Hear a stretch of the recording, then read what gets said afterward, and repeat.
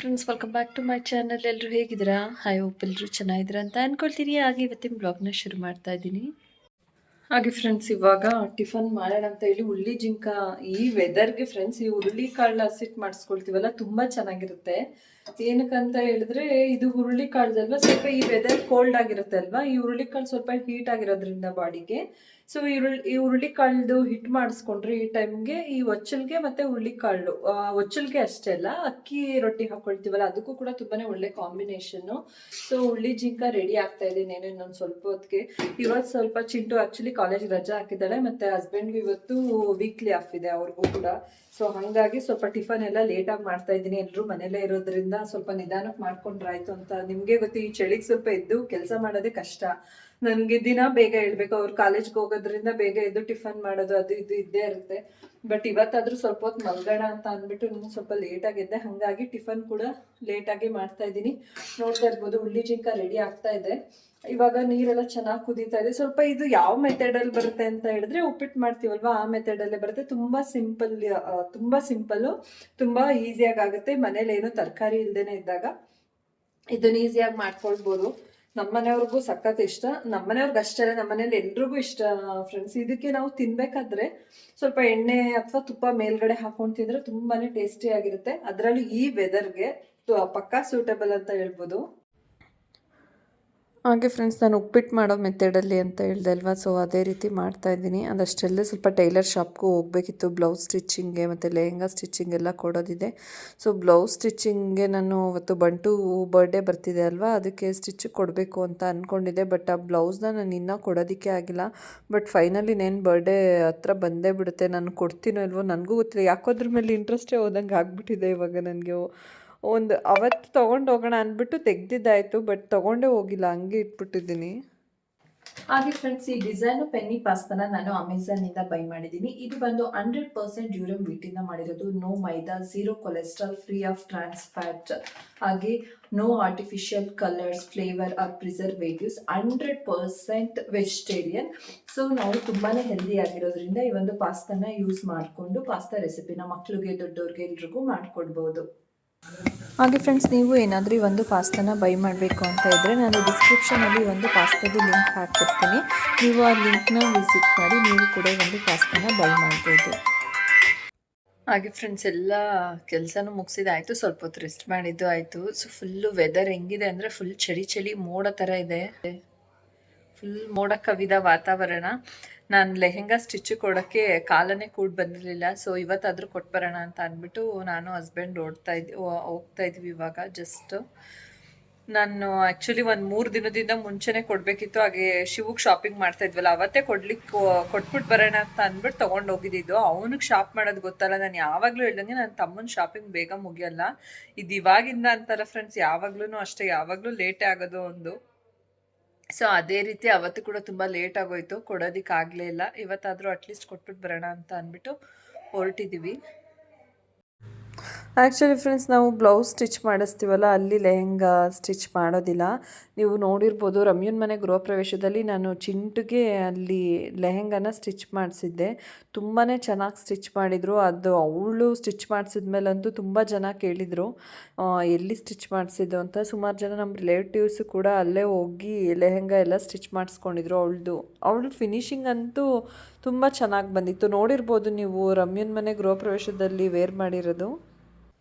ಇವಾಗ finally HKGN ಹತ್ರನೇ ಬಂದ್ವಿ. ಸೊ ಇವಾಗ ನಾನು ಸ್ಟಿಚ್ಚು ಕೊಟ್ಬಿಟ್ಟು ಬರೋಣ ಅಂತ ಅಂದ್ಬಿಟ್ಟು ಹೋಗ್ತಾ ಇದ್ದಂಗೆ ಆ್ಯಕ್ಚುಲಿ ಏನಾಯ್ತು ಅಂತ ಹೇಳಿದ್ರೆ, ಚಿಂಟುಗೆ ಗೃಹ ಪ್ರವೇಶದಲ್ಲಿ ಸ್ಟಿಚ್ ಮಾಡಿಸಿದ್ದು ಅವರು ಡಿಸ್ಪ್ಲೇಗೆ ಇಟ್ಕೊಬಿಟ್ಟಿದ್ರು. ನಾನು ಅವ್ರಿಗೆ ಅದನ್ನೇ ತೋರಿಸ್ತಾ ಇದ್ದೆ, ನನ್ನ ಮಗಳಿಗೆ ಏನು ಸ್ಟಿಚ್ ಮಾಡಿಸ್ಕೊಂಡು ಹೋದ್ಮೇಲೆ ನೀವು ಆ ಡ್ರೆಸ್ ಡಿಸ್ಪ್ಲೇಗೆ ಹಾಕ್ಬಿಟ್ಟಿದ್ದೀರಲ್ಲ ಅಂತ ಅಂದ್ಬಿಟ್ಟು ಹೇಳ್ತಾ ಇದ್ದೆ ಅವ್ರಿಗೆ. ಅದು ಯಾಕಂದರೆ ಕಲರ್ ಕಾಂಬಿನೇಷನ್ ಒಂಥರ ಲೈಟ್ ಪರ್ಪಲ್ ಥರ ತುಂಬ ಚೆನ್ನಾಗಿತ್ತು.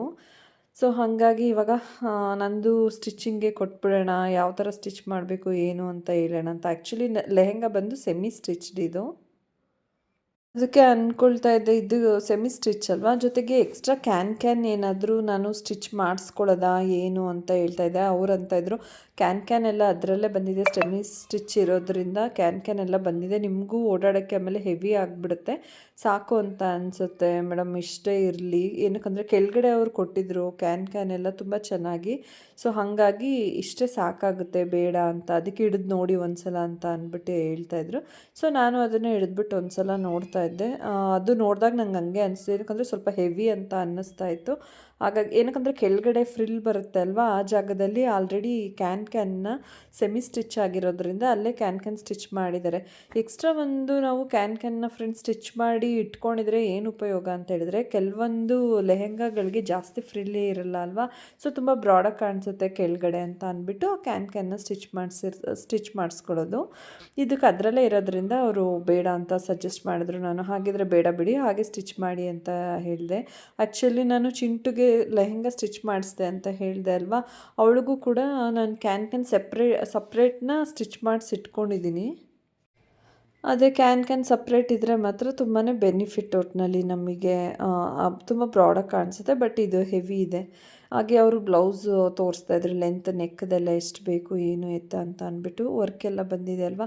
ಆಮೇಲೆ ನಂಗೆ ಇನ್ನೊಂದು ಏನು ಕನ್ಫ್ಯೂಷನ್ ಆಗಿತ್ತು ಅಂತ ಹೇಳಿದ್ರೆ, ಇದು ಬಂದು ಸ್ಲೀವ್ ಫುಲ್ ಬರುತ್ತೆ, ವರ್ಕು ಫುಲ್ ಸ್ಲೀವ್ ಬರುತ್ತೆ, ನನಗೆ ಎಲ್ಬೋ ತನಕ ಸ್ಟಿಚ್ ಮಾಡಿಸೋದಾ ಫುಲ್ ಸ್ಟಿಚ್ ಮಾಡಿಸೋದಾ ಅಂತ ತುಂಬ ಕನ್ಫ್ಯೂಷನ್ ಆಗ್ತಾಯಿತ್ತು.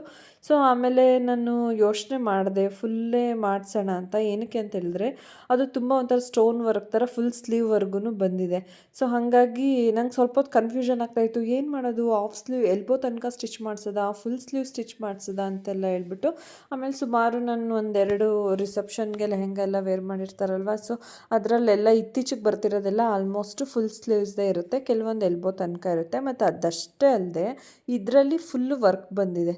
ಸೊ ಹಾಗಾಗಿ ನಾನು ಎಲ್ಬೋ ತನಕ ಫಸ್ಟು ಹೇಳಿದ್ದೆ, ಆಮೇಲೆ ಬೇಡ ನನಗೆ ಫುಲ್ಲೇ ಇರಲಿ, ನನಗೆ ಫುಲ್ ಸ್ಲೀವೇ ಮಾಡಿಕೊಟ್ಬಿಡಿ ಅಂತ ಹೇಳಿದೆ. ಏನಕ್ಕಂದರೆ ತುಂಬ ಜನ ನಾನು ನೋಡಿದೆ ರಿಸೆಪ್ಷನ್ದು ಲೆಹೆಂಗಾಗಳು, ಅಲ್ಲಿ ಬೇರೆ ನೆಟ್ವರ್ಕ್ ಇಶ್ಯೂ, ಅದೇ ಸಮಯಕ್ಕೆ ಒಂದು ಸಲ ಇರಪ್ಪ ಕನ್ಫರ್ಮ್ ಮಾಡ್ಕೊಬಿಡೋಣ, ಶಾರ್ಟ್ ಹೇಳೋದ ಅಥವಾ ಲಾಂಗ್ ಹೇಳೋದ, ಯಾರಾದರೂ ವೇರ್ ಮಾಡಿರೋದು ನೋಡಿ ಅಂತ ಹೇಳಿದ್ರೆ ನೆಟ್ ಬೇರೆ ಓಪನ್ ಆಗ್ತಾನೆ ಇರಲಿಲ್ಲ. ನನ್ನ ಪುಣ್ಯಕ್ಕೆ ಏನಂದರೆ ನಾನು ಒಂದೆರಡು ಸ್ಕ್ರೀನ್ಶಾಟ್ ಎಲ್ಲ ತೆಗೆದು ಇಟ್ಕೊಂಡಿರೋದಿತ್ತು, ಆಮೇಲೆ ಅದೆಲ್ಲ ನೋಡಿದ್ಮೇಲೆ ಫೈನಲ್ ಆಗಿ ಹೇಳಿದೆ, ಇಲ್ಲ ಅದು ಸ್ಟೋನ್ ವರ್ಕ್ ಎಲ್ಲ ಬಂದಿರೋದ್ರಿಂದ ತುಂಬ ರಿಚಾಗಿ ಕಾಣಿಸುತ್ತೆ, ಸೊ ಹಾಗಾಗಿ ನನಗೆ ಫುಲ್ ಸ್ಲೀವ್ಸ್ನೇ ಮಾಡಿಬಿಡಿ ಅಂತ ಅಂದ್ಬಿಟ್ಟು ನಾನು ಫೈನಲ್ಲಾಗಿ ಫುಲ್ ಸ್ಲೀವ್ಸ್ ಕೊಟ್ಟೆ.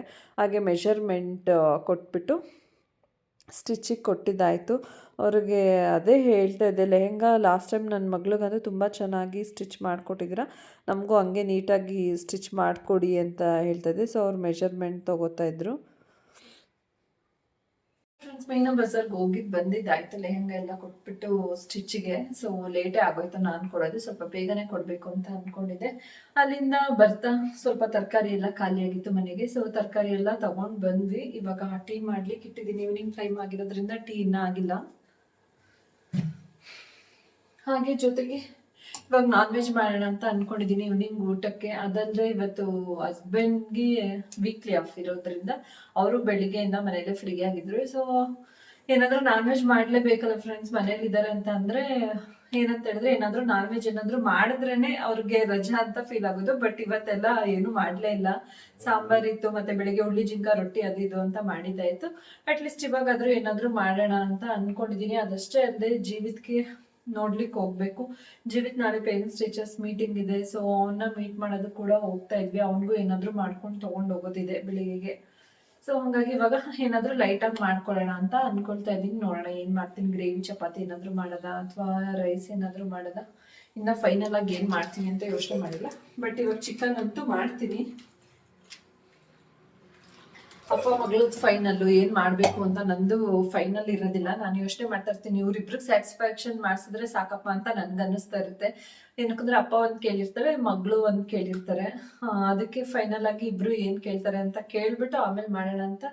ಇವಾಗ ಫಸ್ಟ್ ಟೀ ಕುಡಿದು ಜಸ್ಟ್ ರಿಲ್ಯಾಕ್ಸ್ ಆಗೋಣ ಅಂದ್ಬಿಟ್ಟು ಸುಮ್ಮನಿದ್ದೀನಿ. ಅದಷ್ಟೇ ಅಲ್ಲ ಫ್ರೆಂಡ್ಸ್, ನಂದು ಆ್ಯಕ್ಚುಲಿ ಲಾಂಗಾರನ ನಾನು ಪಾಲಿಶಿಗೆ ಬೇರೆ ಕೊಡಬೇಕಿತ್ತು. ಅದಕ್ಕೆ ಹೋಗೋಕ್ಕಾಗುತ್ತಾ ಇಲ್ವೋ ನಮ್ಗೆ ಗೊತ್ತಿಲ್ಲ.